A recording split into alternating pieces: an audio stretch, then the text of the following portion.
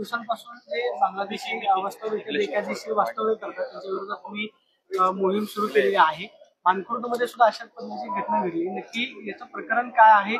किती बेकायदेशीर जे बांगलादेशी जे आहेत मुंबईमध्ये हिंदू नाव ज्योती लावून बाबू खान आणि स्वतःला किन्नर म्हणून घेत आहेत। अति खूप मोठी गँगचा काल मुंबई पोलिसांनी पर्दाफाश केला आहे। आतापर्यंत त्या बाबू खाननी 300 बांगलादेशीला हिंदुस्थानात आणलं अशी माहिती मिळत आहे। काल मी वरिष्ठ पोलीस अधिकाऱ्यांची चर्चा केली। आज दुपारी 4 वाजता गोवंडी मानकुट पोलीस स्टेशन येथे जाणार आहेत। 1000हून अधिक बांगलादेशीला खोटे जन्म प्रमाणपत्र, हा जो बाबू खान आहे त्यांनी पण ज्योती नावाने खोटं जन्म प्रमाणपत्र गोवंडी महापालिका कार्यालयातून काढलाय। गेल्या आठवड्यात यातले 100 बोगस जन्म प्रमाणपत्रचा घोटाळा, त्यावर 2 दिवसात पोलिसांची FIR दाखल होणार आहेत। मुख्यमंत्री देवेंद्र फडणवीस यांना मी विनंती केली आहे, शिवाजीनगर भागात लाव कॉम्बिंग ऑपरेशन करा, हजारो बांगलादेशी सापडणार। तुम्हाला बांगलादेशी ओळखताच येत नाही।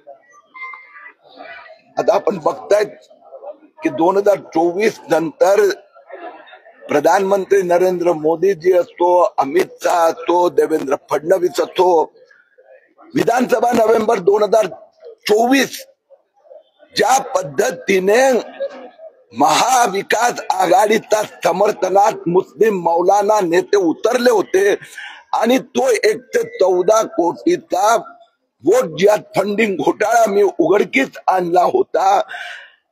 आपण पाहिलं 2,24,000 लोकांनी बोगस जन्म प्रमाणपत्र मिळवले। हा घोटाळाही मी उघडकीस आणलाय आणि आता ज्योतीच्या नावाने नवीन घोटाळा। यामध्ये घुसखोरी होती तुम्ही असं म्हणताय मोठ्या प्रमाणावर, यामध्ये केंद्रीय गृहमंत्री अपेक्षा करतात असं वाटत नाही का देशाची घुसखोरी? असं आहे की आपण हिंदुस्थानात एक संघ आपली जे घटना आहेत, आता पश्चिम बंगालचा मुर्शिदाबाद, मालदा इथून ज्या पद्धतीने येतात आणि तिथले आधार कार्ड बनवतात, तोच तो घोटाळा मी उघडकीस आणला। 2,24,000 आधार कार्ड प्राधिकरणाने सांगितलंय मी जे 2,24,000 जन्म प्रमाणपत्र कॅन्सल केले, 47,000 आधार कार्ड रद्द झाले। सर हे म्हणणे ना, पण यंत्रणा ही सगळी केंद्र सरकारचीच आहे ना, मग केंद्र सरकारची जबाबदारी होत नाही का? ते तिकडून येत आहेत, हे जबाबदार ते नाहीत का? म्हणजे तुम्ही राज्य सरकारला करताय, म्हणजे महाविकास आघाडीला आरोप करताय, असं वाटत नाही का? आपल्याला फार व्यवस्थित माहित आहे की राज्यांना हेल्थ, आरोग्य, जन्म मृत्यू नोंद हे सगळे अधिकार राज्यांना आहेत आणि त्यामुळे केंद्र त्यात फारसं काही करू शकत नाही। परंतु ही गोष्ट खरी आहे, अगदी खरी आहे की 2014 पर्यंत 2-4 वर्ष बीजेपी की मिलीजुली सरकार आहे आणि म्हणून गेल्या 2019 नंतर केंद्र सतर्क झालं आणि कायद्यात परिवर्तन आणलं आणि बांगलादेशींना पकडून पकडून बाहेर पाठवण्याची प्रक्रिया सुरू झाली। अनेक विषयांवर तुम्ही ठाकरे बंधू एकत्र आलेले आहेत, काय परिणाम दिसेल महापालिकेला?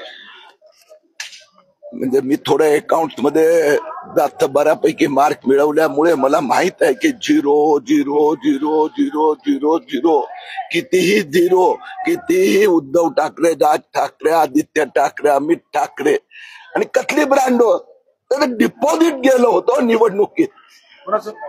तर तुम्हाला माहित आहे, एकाची इज्जत गेली, दुसऱ्याचं डिपॉझिट गेलं।